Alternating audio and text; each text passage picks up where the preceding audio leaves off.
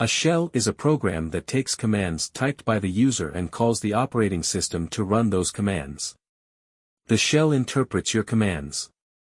For example, you may use the shell to enter a command to list the files in a directory, such as ls.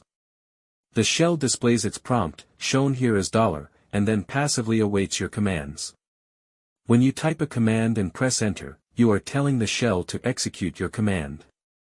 The shell looks for a program, that is, a file with execute permissions, with the name ls.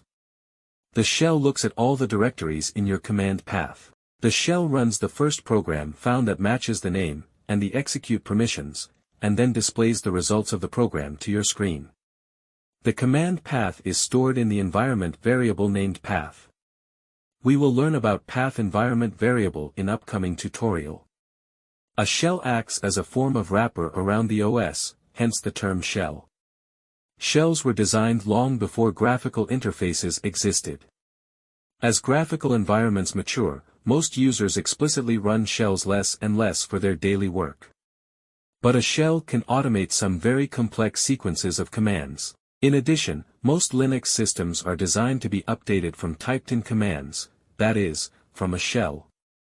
Furthermore, whether you know it or not, a shell often powers many of the graphical commands users run. Learning the shell can help you better understand your computer. That's all about this tutorial. See you in the next one.